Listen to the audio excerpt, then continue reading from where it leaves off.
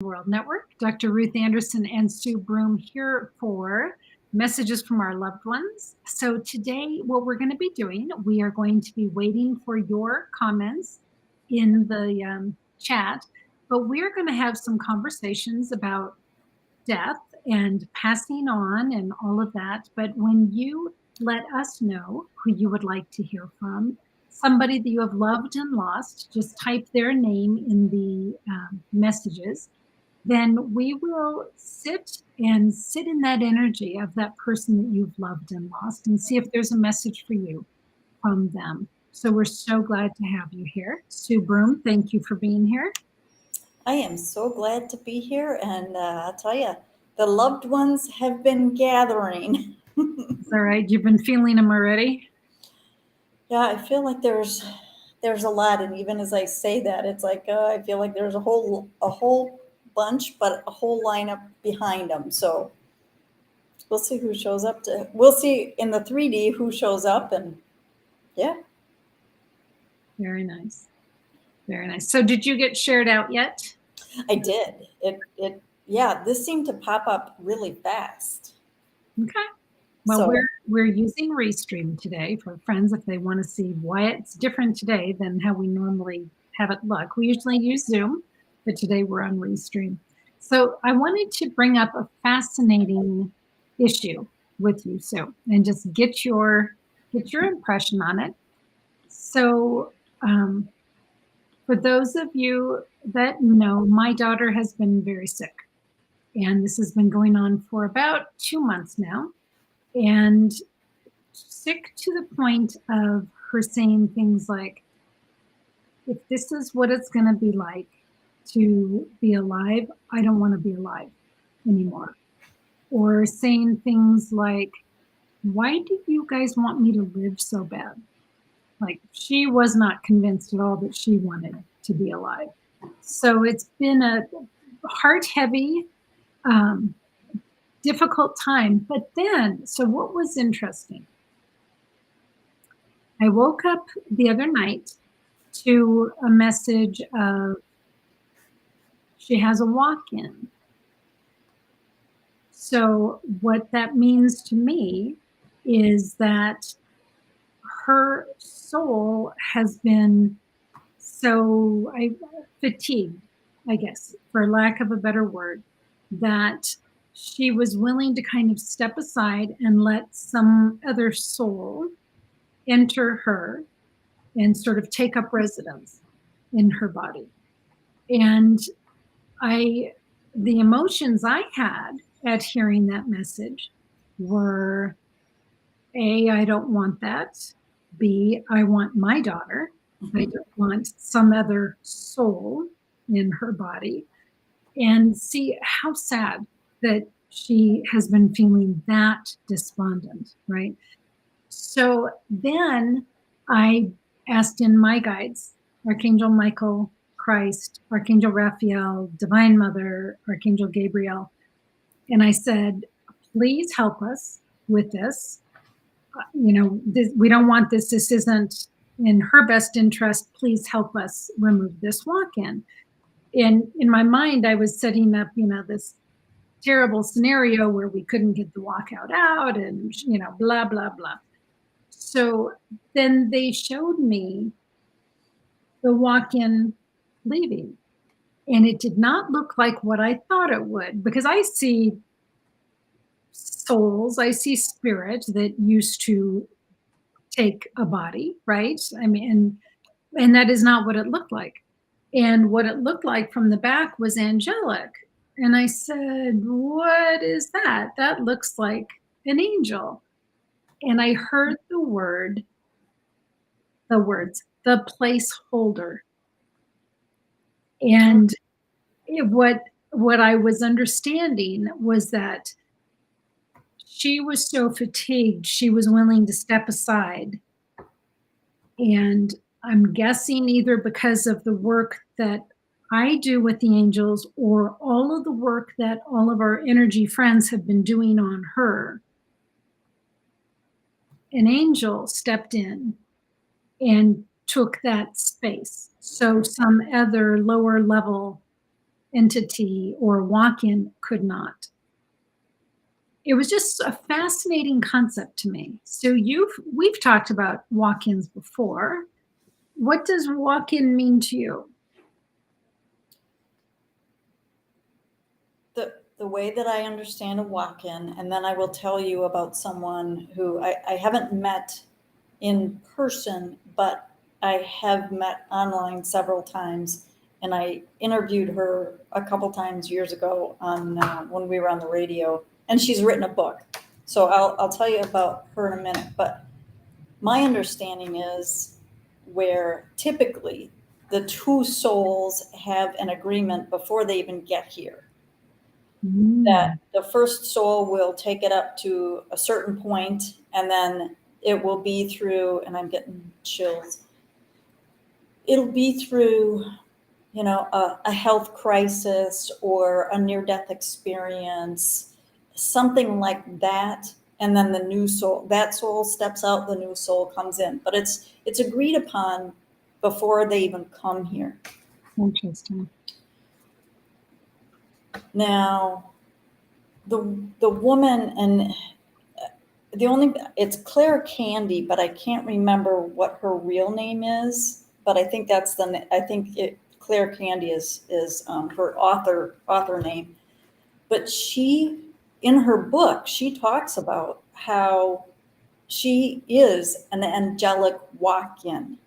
So the soul that started out in her body is no longer the soul that is in, in her body, and the soul that she is currently in her body is an angel. So that's her story, and really, I mean, reading her books, she's got a couple books. It's heart-wrenching, gut-wrenching, the things that she went through in her as the first soul. Now, what it sounds like what you're saying is your daughter's soul got to a point where I can't deal anymore. An angel steps in to hold it, but then your daughter's soul comes back almost like after she has a little bit of respite. Mm-hmm. Is that right? That's what I think. Okay. Yes. That's what I was understanding from what you were saying. And I'm not, I have not heard of that before, and I'm not getting like huge confirmation. I'm not getting huge, no, that can happen. I feel like I'm just neutral on it. But it's interesting because I have tuned in with you and your daughter. I do feel like both of you, and now I'm getting chills, do have big missions.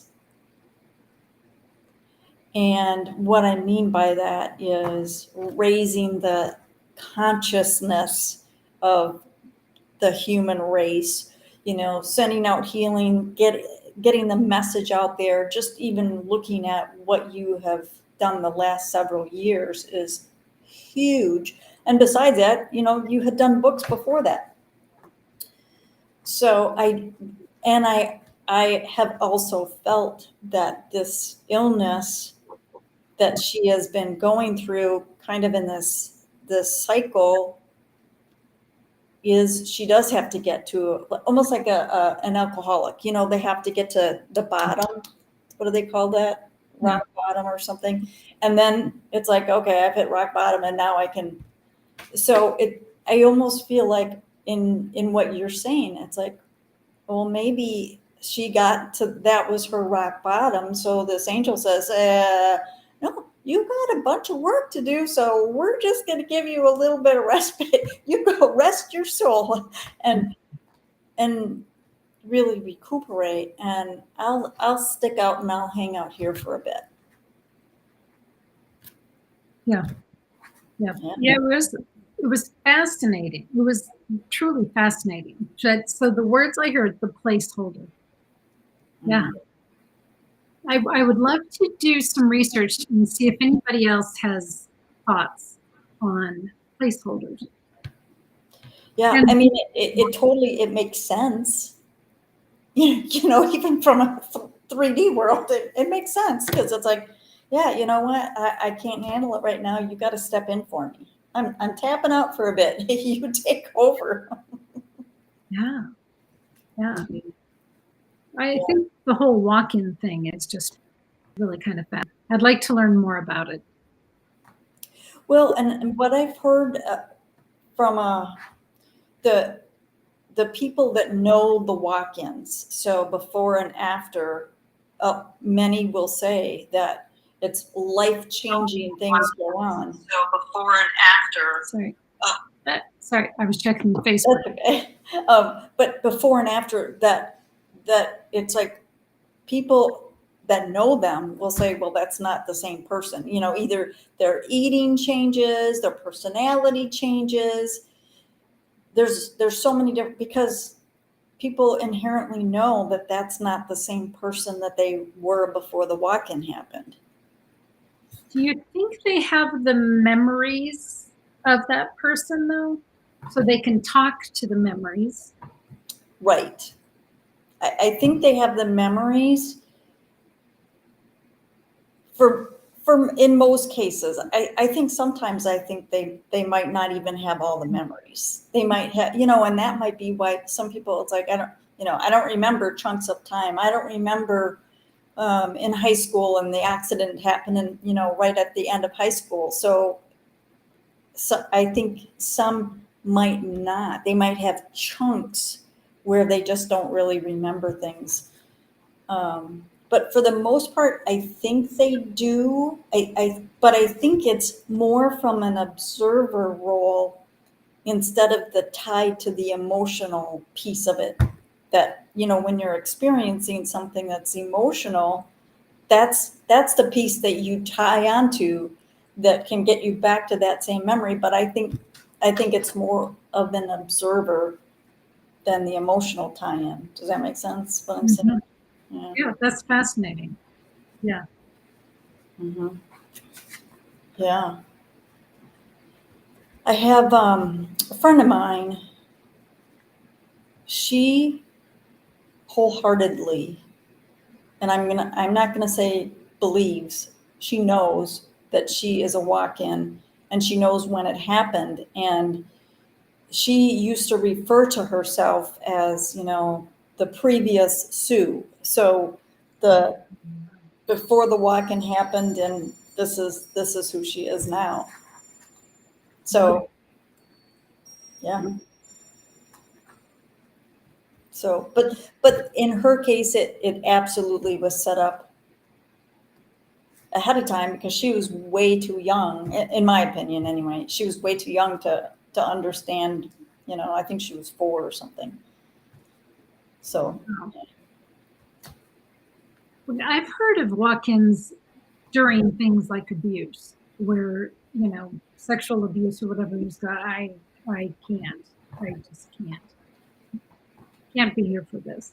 When I was doing one of my classes, learning how to read energy, we read someone who was a walk-in, and it was really fascinating because we could see both, and the spirit that was connected to the body was like, I am so fine with this being here, right? And so they both actually did communicating with us, but it was like, wow, this is something. yeah, and I know that some too, they have an agreement. I mean, the agreement is because I don't want to come in again and go through, you know, being a baby and going, you know, learning how to walk and learning how to talk and going to school and all that. I want to come in at high school age or whatever. So I know that there's definitely some like that as well. Um, Trying to think, you know, there's your soul's plan, Schwartz, something, Robert Schwartz, I think. And I think he's got 3 books now. But I'm sure that he probably talks about walk-ins in there. I don't necessarily remember that he talked about walk-ins, but I know that he talked about the soul contracts, and his whole book is set up, it's basically our souls are sitting around having a cup of coffee and we're figuring out what do you want to learn and how am I going to help you in this lifetime to accomplish that.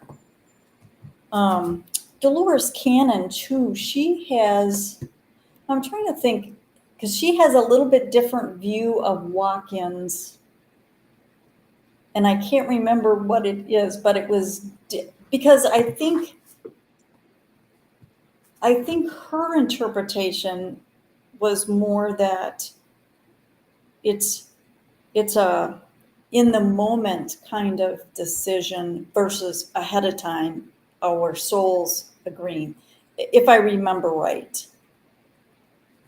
But so she would be another one that, and that you could probably just Google and say, what does Dolores Cannon say on walk-ins? Because her videos are still around.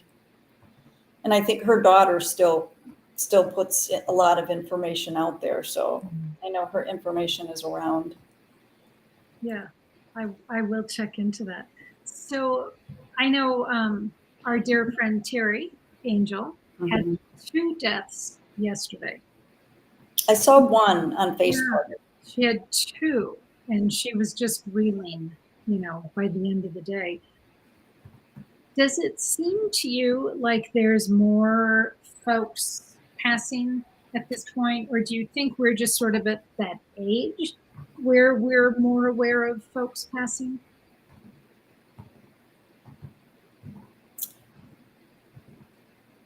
I think that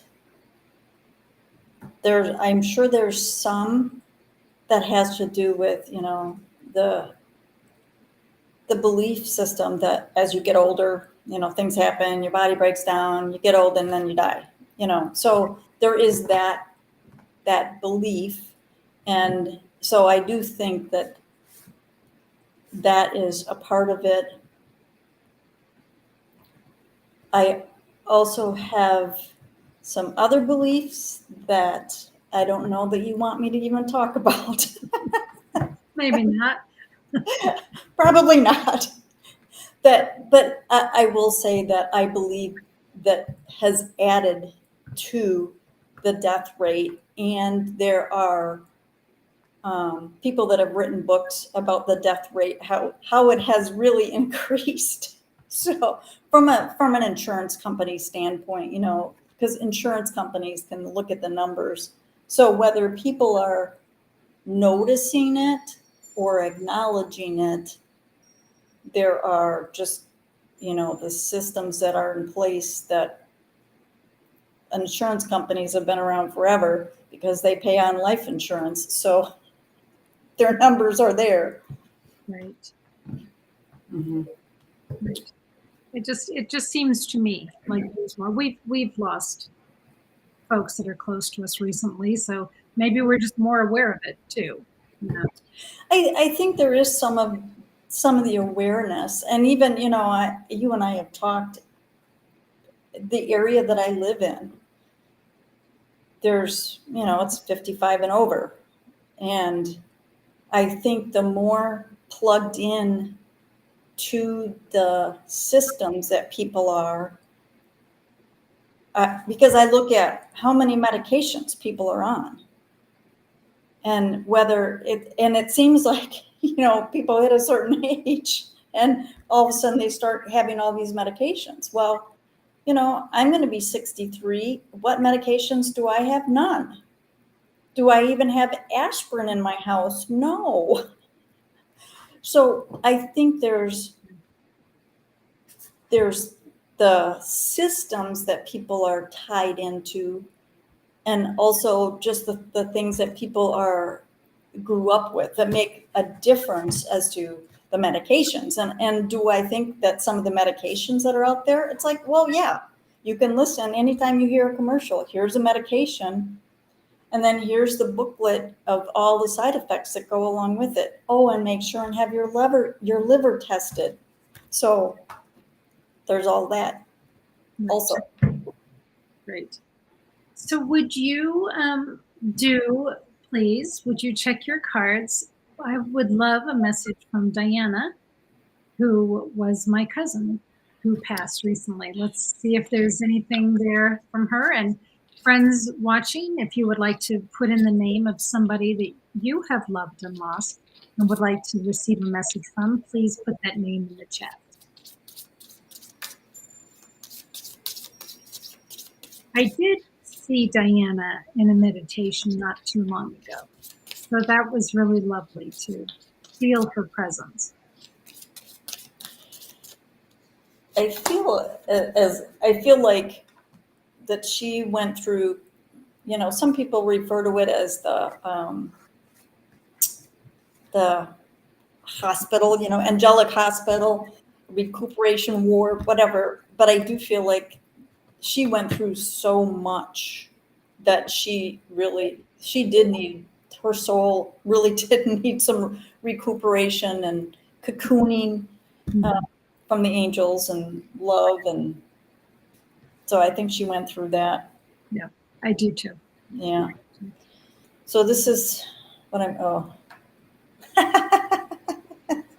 so see, I can't see it except for because the screen is a lot smaller than it usually is, but it says I am free to soar.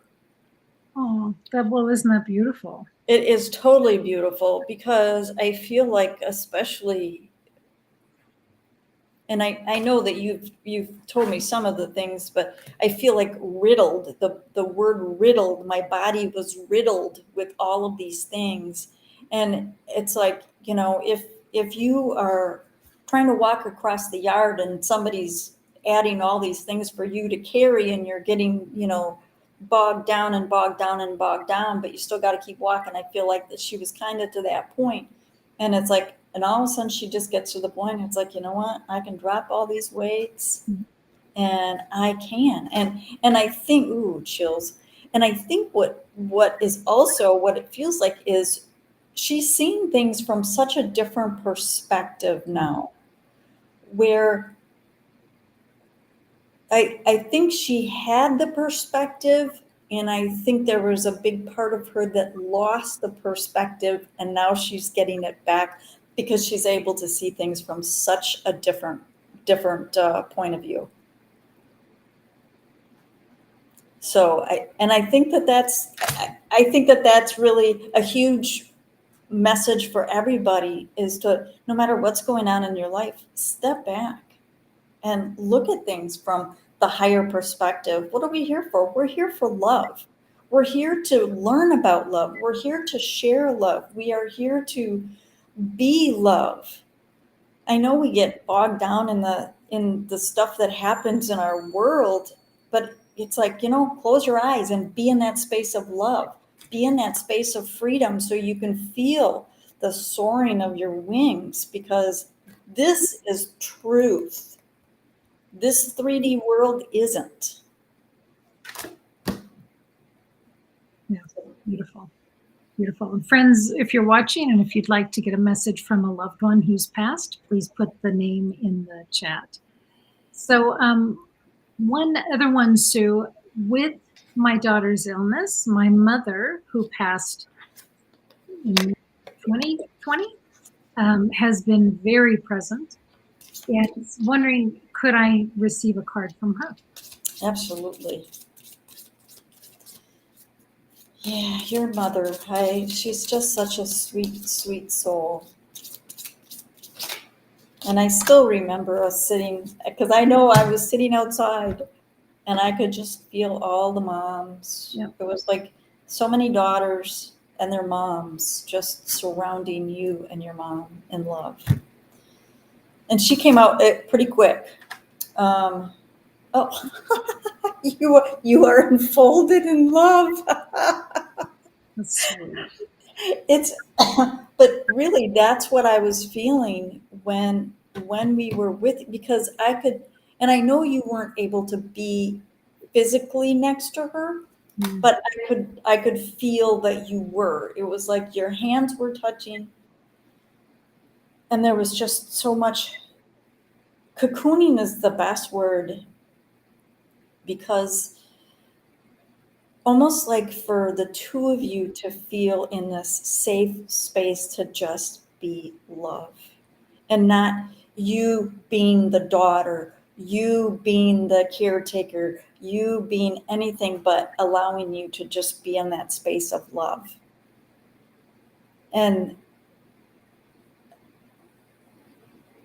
I feel like there was so much gratitude that was going back and forth, gratitude and appreciation for who you were to each other and the growth that you each helped each other to get to aspire to. There's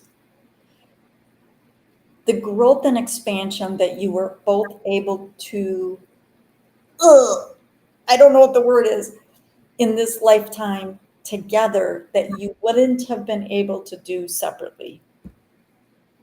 That's beautiful. Yeah, it's so sweet, Sue. When my mother passed, it was during the height of COVID, and no one was allowed in her facility. And we were very fortunate because her room was on the ground floor. And so I could stand outside her window and I could write her notes. And she had COVID, but she wasn't that sick with it. But I truly believe she chose that opportunity to say, I'm out. My dad had died 3 years before. She missed him terribly, and she was just maintaining through life after that. So I was outside her window, and all of the EWN beautiful friends came on Zoom, and we had a session to support my mother while she was preparing to transition over. I think she transitioned the next morning, actually. But it was so beautiful because in that meditative state, I could see the mothers of my friends in with my mother, helping to prepare her to transition. And it was filled with so much love and support. But it was fascinating because I never met Sue's mom. My mother never met Sue's mom, but boy, she was there. So what a gift to be connected to beautiful souls and their beautiful souls, because we are all connected. Mm-hmm. And what an amazing validation of that message. Mm-hmm. It's very sweet. Yeah, it was very, very wonderful. And I was glad that you were able to do that, because I think that so many people in the height of all of the stuff were not able to do that. And I think that, yeah, we'll just leave it at we'll leave it at that. I think it was awesome and wonderful that you were able to be so supported, you and your mother. Yeah. Because, yeah, and I think it was the next day, if I remember right, because I know it wasn't, but it was very close to when we were all together. Yeah. Mm-hmm. That Yeah. was beautiful. It was very beautiful. And I feel like, that's what I think, even though people feel like they're ready to go, I do think that there's still fear, because it's like, well, this is what I know. It's like moving to a different state. It's like, well, this is what I know. Unless you're to the point where, okay, this is so bad, I have to get the heck out of Dodge. Right. There's still that, well, I don't know what's there. And I think that's where faith and trust and that comes in. And I think messages from people that are on the other side, I think that absolutely helps. And there's a woman, what is her name? Kat Kerr. She's written several books on people that her. So where she's coming from is, you build your heaven. So if you are a person and this is your hobby and you love doing this and you love, whatever it is, that's what your heaven is. And she says that she has gone to heaven so many times for different people. And she's able to say, hey, Ruth, I saw your mom and she was out there doing this and doing this and doing this. And you're like, oh my God, that's what my mom always wanted to do. And so she's written several books about what she's seen, the different, the heaven that people have created.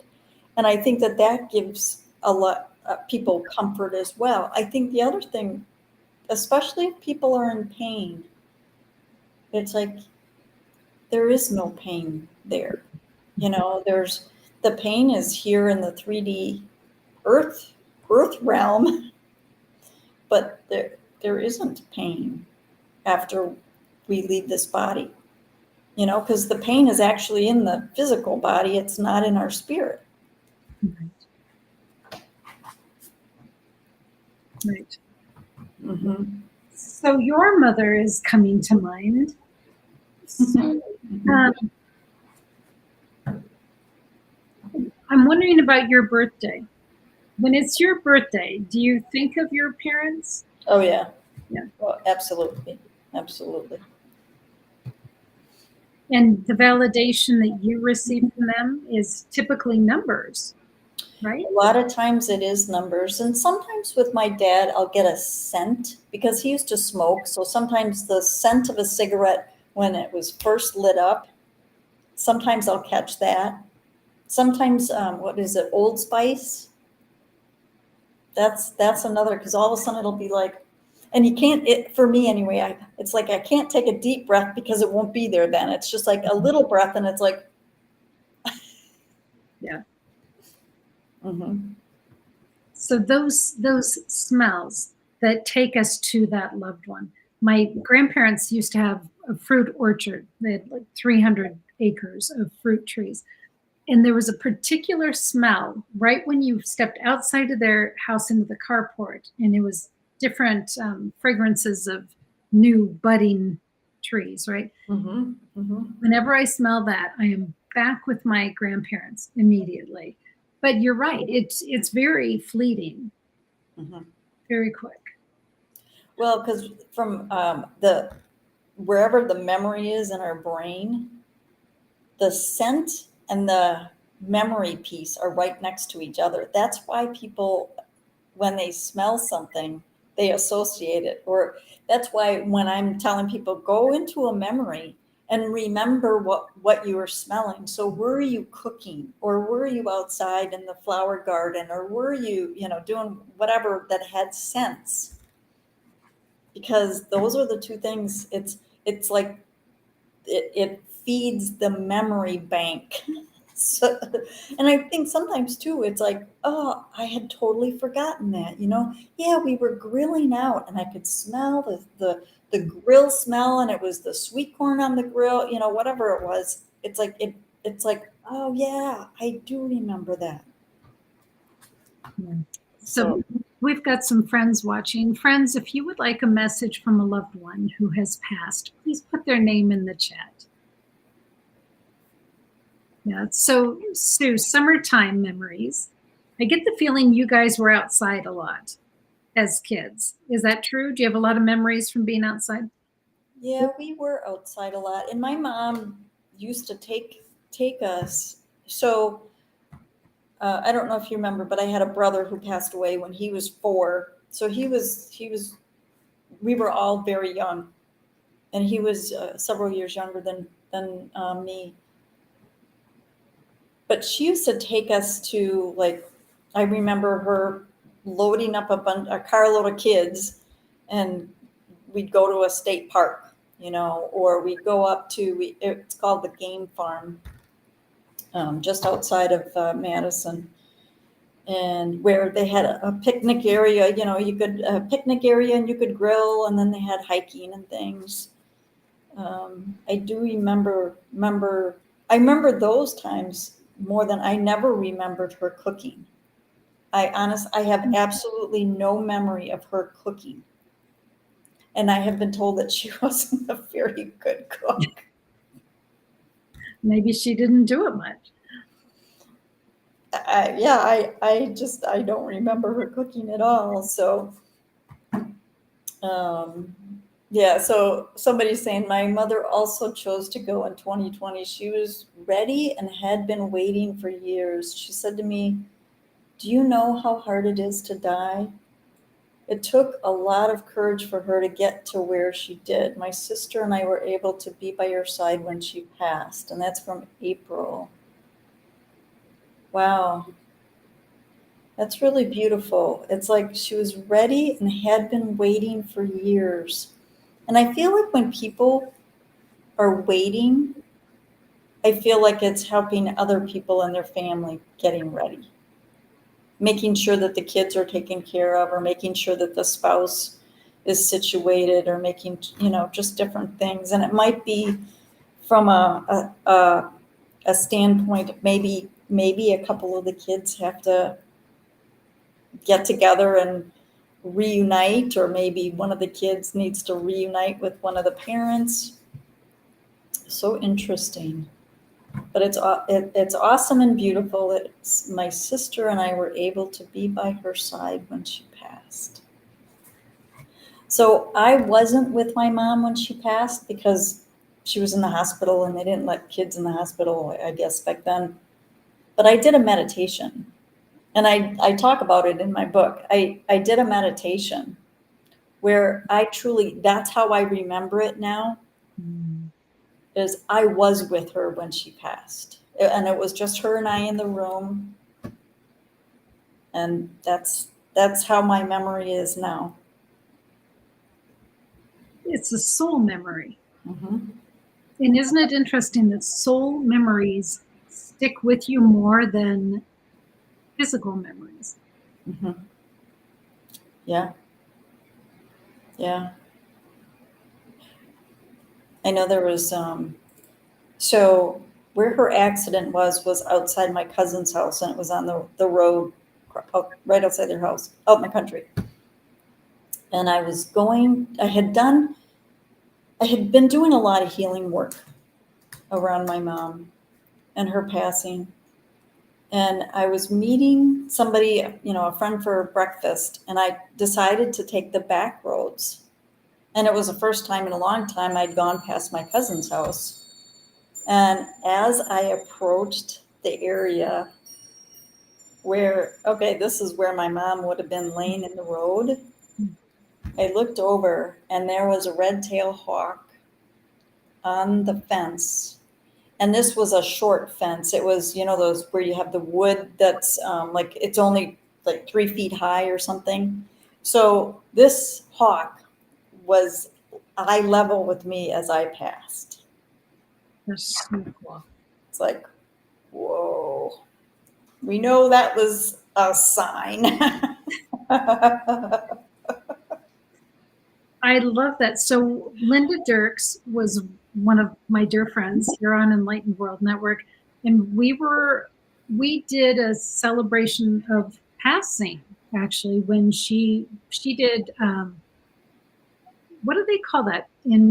She was in Maine, I believe it was the self euthanasia, basically, where it was Yeah. she had the ability to do that, and we did that. But we also knew it could take a couple hours to pass, right? And we weren't in immediate contact with her family after that. And so Terry Angel was in the car with me, and we were driving, and we drove by a field, and a cardinal, red cardinal, which we don't get here, by the way, dive bombed my car. And so we both had to look at it, and it was a red cardinal. And it was like, oh my gosh, I wonder if that was Linda passing, a sign from Linda. And my phone rang about 5 minutes after that, and it was her family telling us that she had just passed. So the birds, amazing. And I think that's so telling. Going back to the card that we got for your cousin Diana.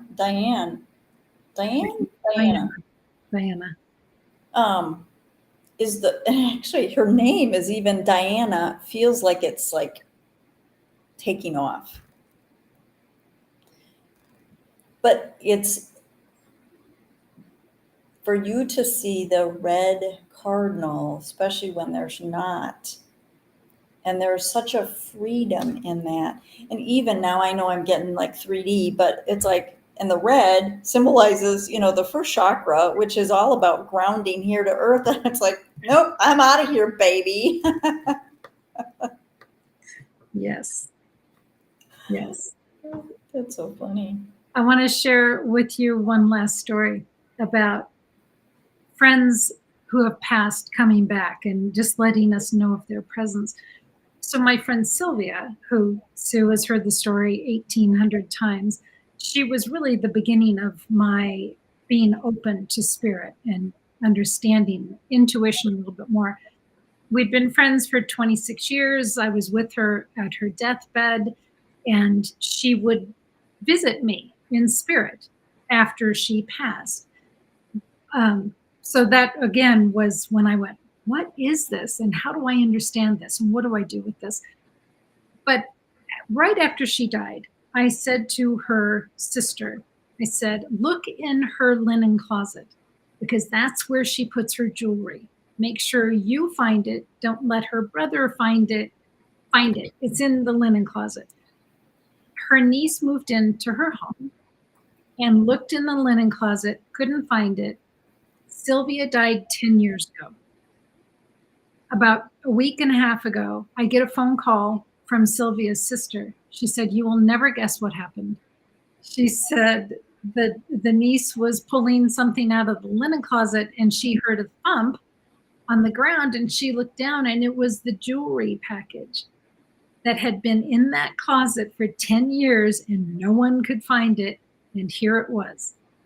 And so they went through it and they decided that I should have some of Sylvia's jewelry because she was everything to me. So they sent it to me. But I realized, had they sent that to me 10 years ago, it would have been destroyed in our house fire. Mm-hmm. So there's a reason that she didn't find it until now. So it's just crazy how we're still so connected to spirit, even when spirit is no longer in the body here. Yeah. Well, and it's like, okay, so did she have some help and move it into another dimension? So every time they looked in the linen closet, it's like they couldn't see it. It wasn't there. And it truly wasn't in the 3D dimension, but it was in another dimension. It's like, okay, now it can show. That is so funny. Yeah. Isn't that wild? It is. It's absolutely wild. And it's absolutely beautiful. Yeah. Absolutely beautiful. Well, Sue, thank you so much for this time today, just to chat about things passing related. I so appreciate you and the work that you do. Can you tell our friends where folks can learn more about you? Yeah, easiest way is go to my website, SueBroome.com. I have, you can get any of my decks of cards. You can get links to the Etsy store, the journals that are on Amazon. You can sign up for if you are interested in getting the messages from your love, message from the angels blog, or if you are interested in an angel card reading or a healing session. It's all on my website. Excellent. Sue Broome, thank you so much for being here. And friends here at Enlightened World Network, thank you. Thank you for being here.